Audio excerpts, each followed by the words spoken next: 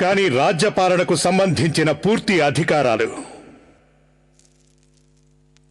ఝాన్సీ మహారాజుకే ఉండాలి.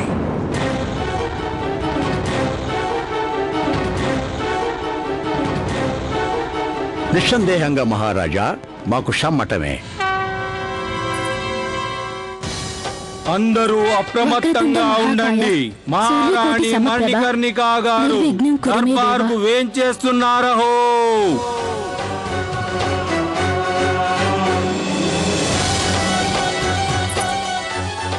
నిర్విఘ్నం కురు మే దేవా, సర్వకార్యేషు సర్వదా.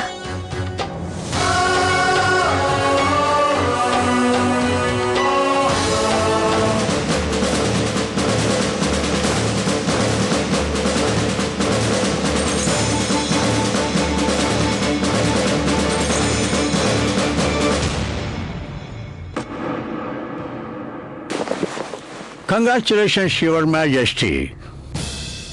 ఈ ఝాన్సీ మహారాజుగా పాలనా అధికారాలన్నీ మీకే సొంతం. అభినందనలు మహారాజా, అభినందనలు. అభినందనలు మహారాజా, అభినందనలు. ఎన్నెన్నో అభినందనలు. దీక్షిత్ గారి మాటలు పూర్తిగా నిజమయ్యాయి. మణికర్ణిక మహారాణి మీ జీవితంలో అడుగుపెట్టగానే తమరికి పరిపూర్ణ అధికారాలు లభించాయి.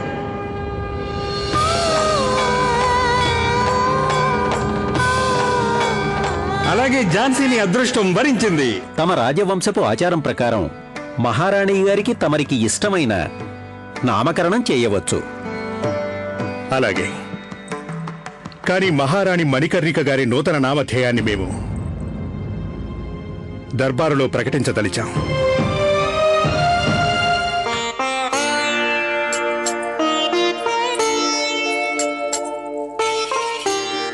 సుఖీ భవ.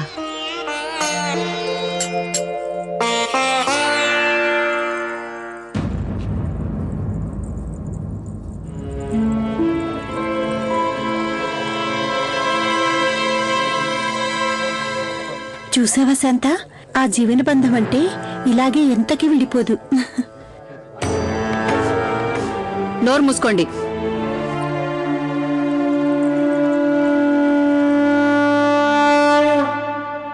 మహారాజా, యావత్ భారతదేశంలో ఎందరో పెద్ద పెద్ద మహారాజులు ఆంగ్లేయుల ముందు తలలు వంచి నిలబడ్డారు. అలాంటి స్థితిలో తమరి అర్హతల కారణంగానే పాలనాధికారాలు తమకు లభించాయి. మీరెంత ఉదార స్వభావులంటే ఇదంతా మణికర్ణిక తెచ్చిన అదృష్టం అంటున్నారు. లేదు మామగారు, మణికర్ణిక సాటిలేని ఆడపిల్ల.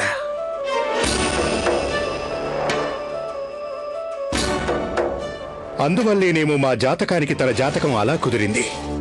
చూడమ్మా, నువ్వు ఎంతో అదృష్టవంతురాలివి కనుకనే ఈ ఝాన్సీకి మహారాణివి కాగలిగావు.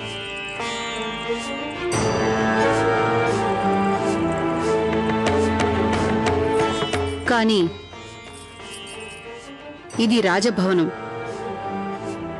ఇక్కడ కొన్ని నియమాలు, నిబంధనలు, పద్ధతులు నువ్వు తప్పనిసరిగా పాటించవలసి ఉంటుంది.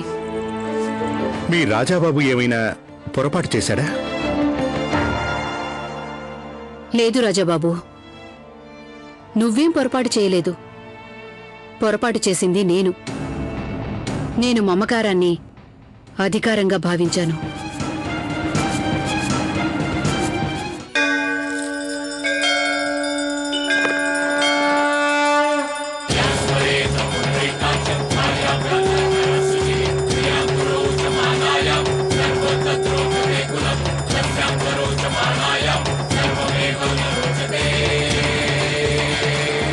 శాస్త్రాలను చరితార్థం చేస్తూ మహారాణి మణికర్ణిక ఝాన్సీ రాజ్యానికి ఆనందాన్ని, ఐశ్వర్యాన్ని తీసుకొచ్చారు.